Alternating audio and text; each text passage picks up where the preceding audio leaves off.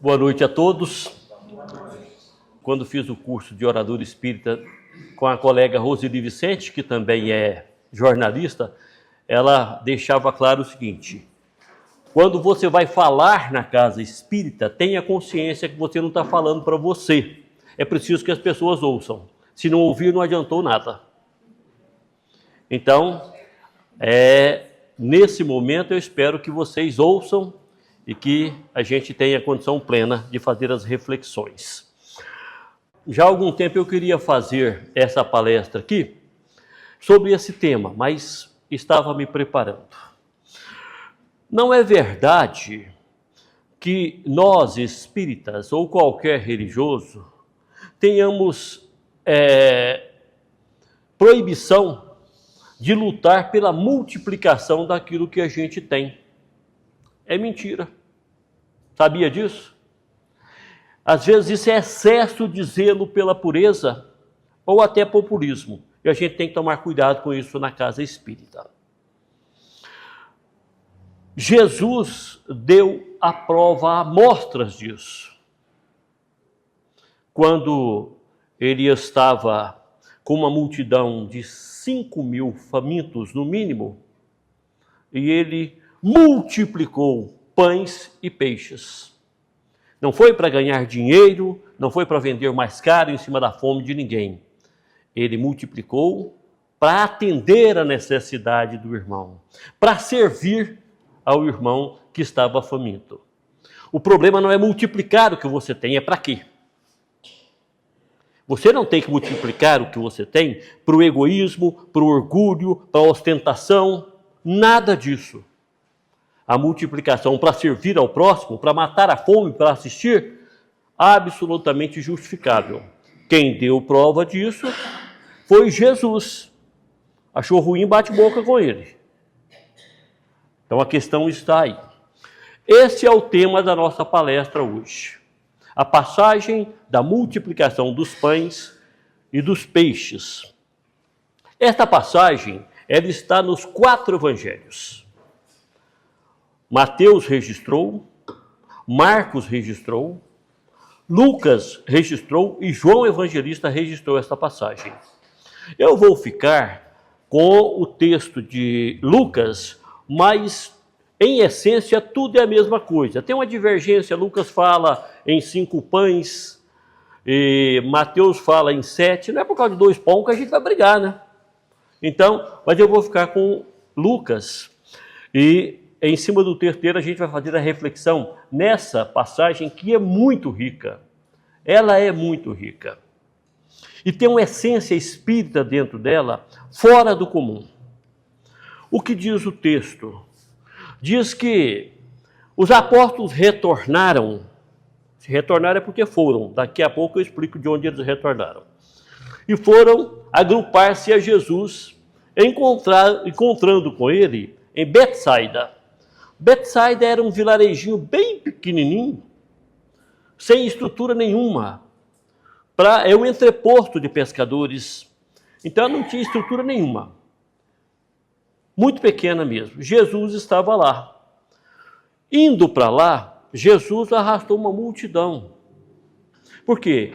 Esta passagem já está na fase final do processo reencarnatório, do processo encarnatório de Jesus.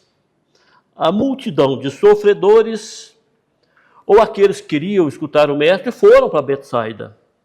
E durante aquele dia, o que Jesus fez com aquela multidão que chegou? Curou quem estava doente, pregou, orientou, trabalhou o dia todo. Os apóstolos se agruparam a ele.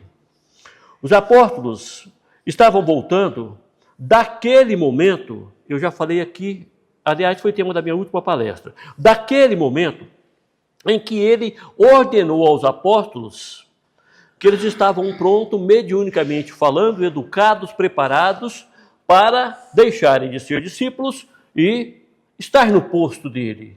Lembra que ele falou: ide, curai os doentes, limpai os leprosos, expulsai os demônios e dai de graça o que de graça recebestes.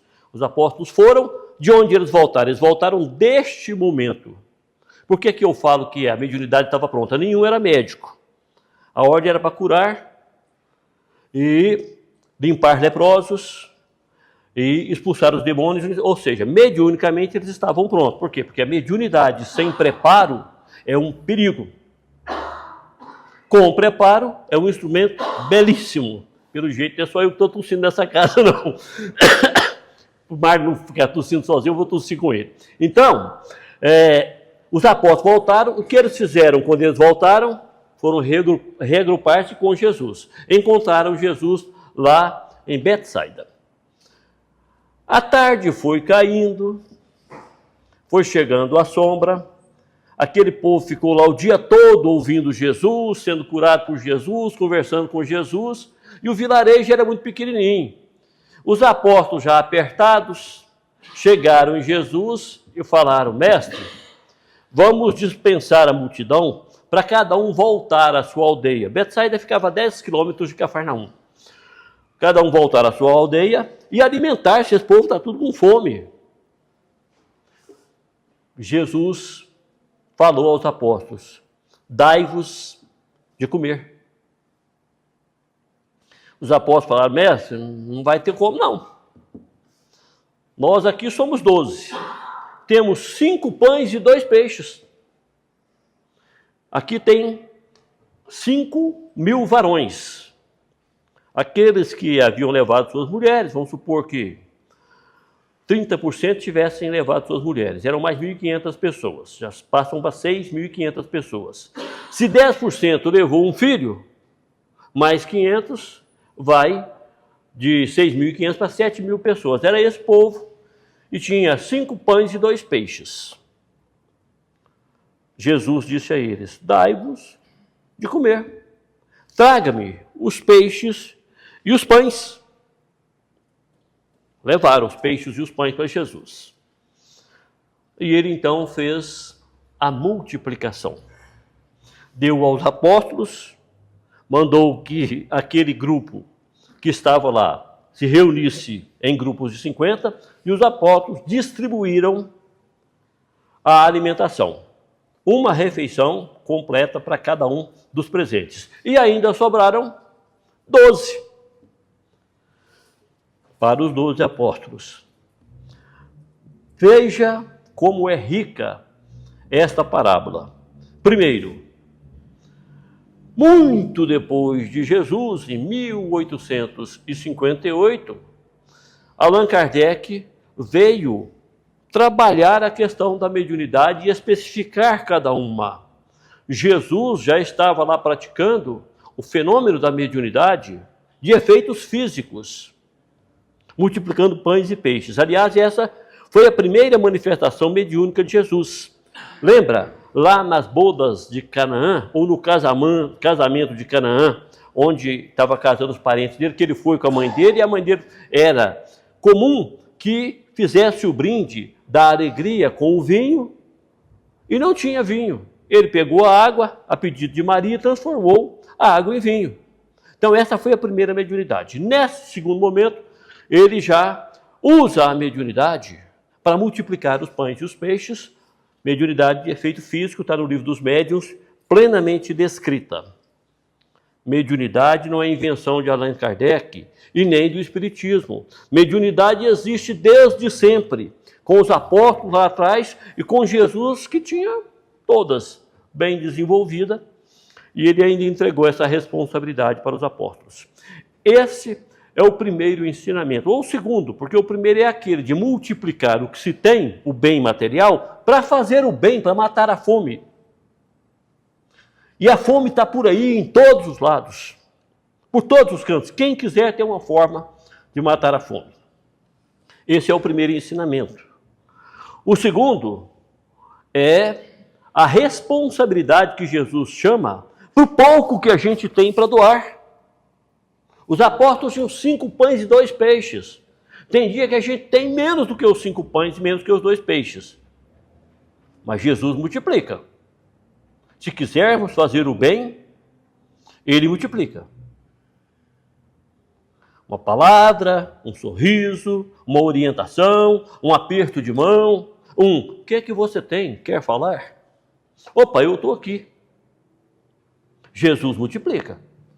Não tem essa justificativa de meu eu nada tenho, eu sou imperfeito, eu não tenho condição, eu não tenho recursos. Os apóstolos tinham 5 pães e 2 peixes para alimentar, digamos que fossem 5.000 pessoas. Jesus multiplica, não tenha dúvida disso. Então, este é o próximo ensinamento, o mais importante deles. Jesus não mandou os apóstolos falar, deixa isso aí que eu vou resolver, não. Ele falou, dai-vos de comer, dai de vós, traga o que vocês têm até a mim e dai. Nós temos de levar o pouco que temos até Jesus para dar de comer ao próximo. Em todos os lugares, então temos sempre a oportunidade de fazer o bem. Não temos que passar para terceiros. Temos que fazer. Cabe a nós fazer. Jesus mandou dar de comer. Aqueles 12 apóstolos que foram chamados para propagar o cristianismo, está hoje personificado em cada um de nós aqui. Nós fomos chamados também, cada um à sua maneira. Nós podemos dar de comer. E que fome nós temos encontrado no mundo atual? Ou não tem mais fome? Quanta fome nós temos encontrado? É pais com filhos desajustados. É filhos com pais desajustados. É gente que está aí passando extrema dificuldade financeira por não encontrar o caminho. É alguém que está padecendo de um mal terrível, que não é um capricho da pessoa, é um problema sério, a depressão. É aquele casal que você sabe que se dá bem, que um está com a cara feia para o outro. Que você pode falar, você já falou sobre perdão um para o outro? Nós podemos dar o de comer todos os dias. Nós devemos dar o de comer todos os dias. Jesus nos chama a essa missão. A um aperto de mão, a um sorriso fraterno, ao trabalho na casa espírita, ajudar alguém a atravessar a rua. Às vezes a gente encontra muito com isso. Para seu carro, vai lá, dá a mão para aquele irmão e atravessa a rua com ele. Desculpem. Isso é dar de comer também. Tem desavença dentro do lar? Está com problema com alguém? Lembre de Jesus. Dai-vos de comer. O problema apareceu para você. Alguém está extremamente desequilibrado. As coisas não dão certo. Eu já estou com raiva de Deus. Convido o irmão. Vamos ao centro espírita, vamos tomar um passe magnético curador lá. Isso não resolve nada. É capaz que não resolve nada, mas pelo menos você tomou o passe. Vem e resolve. Às vezes, quem tem alguns dons mediúnicos, você recebe alguma orientação. Faça a oração por aquele irmão que você está recebendo aquela intuição, tendo aquela audição ou aquela visão. Ore. Foi para você que o Espírito contou. Nós temos de contar a Deus, aos espíritos superiores, através das nossas orações, os problemas que os irmãos têm, porque às vezes o irmão está tão impregnado de processo obsessivo dele próprio ou do plano espiritual, que ele não consegue fazer isso. Não é para você chegar e ficar fazendo fofoca. Você sabe o que vai te acontecer? Não faça isso, não escandalize. Reflita e faça o que você pode fazer. Dá de comer. Aquela é a fome da oração. Outra pode ser a fome da orientação. Outro pode ser a fome da assistência. Um pedaço de pão. Um pouquinho do que você tem. Assistência também material. O pão material também.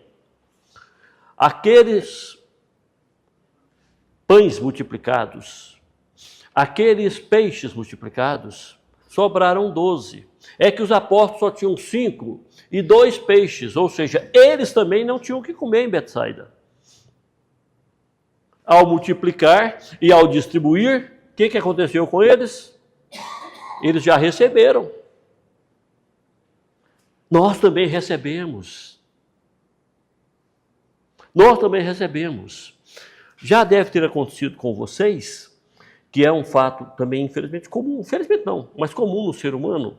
Deve ter acontecido com vocês. Alguém chegar e falar assim, eu não sei o que eu faço mais. Eu rezo, eu rezo para fulano, para o meu filho, para minha filha. Eu oro e não melhora. Pode falar para a pessoa, se não tivesse rezando desse tanto, estava muito pior. A coisa era muito pior, porque os espíritos que nos são entregues no processo reencarnatório, Deus escolhe a dedo. Se mandou para você um espírito que tem alguma rebeldia, um espírito que tem alguma tendência mais difícil, você tem em Jesus, reagrupando em Jesus, como fizeram os apóstolos, voltaram e foram reagrupar a Jesus.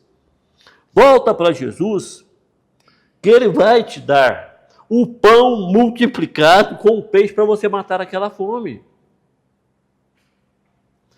Mas olha, eu tenho sofrido. Não tenho sofrido. A dor é natural no mundo de expiação e provas. O sofrimento é opcional. Você só sofre com as dores que você recebe se você quiser. Você pode sentir a dor, passar por ela, superá-la, sem revolta, sem escândalo e sem sofrimento.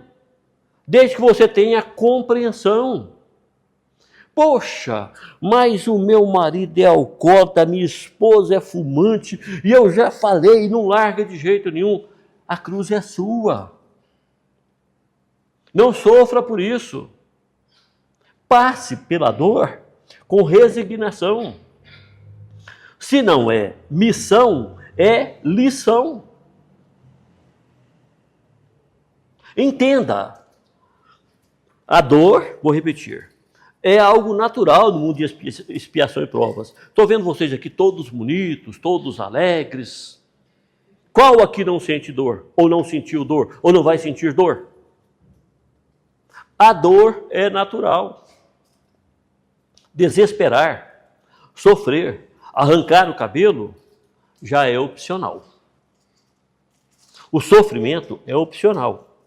Até quando a gente está no estado mais difícil, hospitalizado. Vamos ver se essa água aqui está fluidificadinha, porque é hospitalizado, com um grande problema dentro de casa. Tendo compreensão, nós vamos passar pelo problema com a dor. A dor é nossa, mas vamos sofrer menos. Em quem nós devemos reagrupar?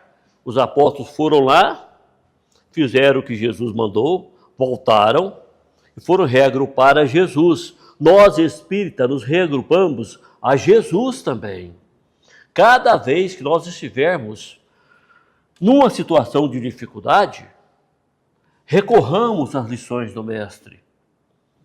Façamos a oração, peçamos a inspiração para agirmos naquele momento.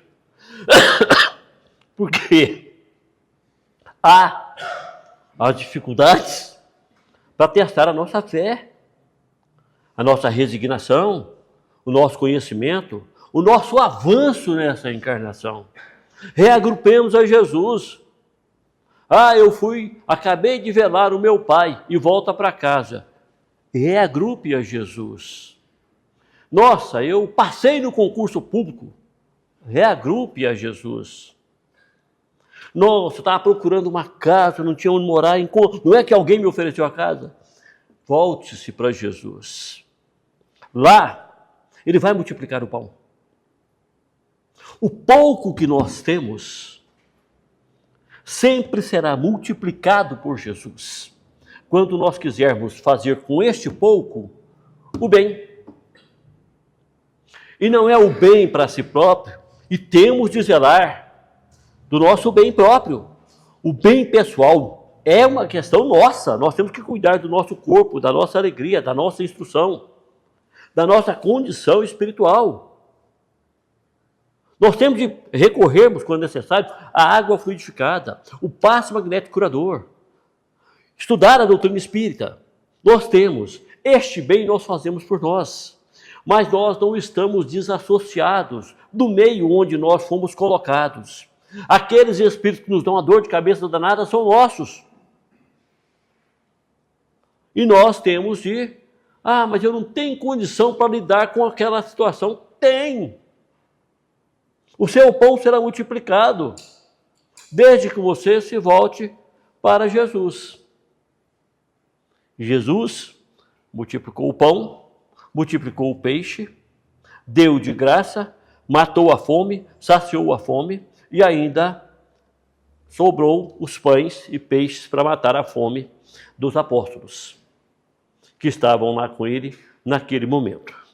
Tem uma coisa que eu tenho percebido nos estudos, é que sempre que os evangelhos, sobretudo os textos bíblicos, quando fala assim, cai a tarde, começou a noite, é mais do que uma referência temporal.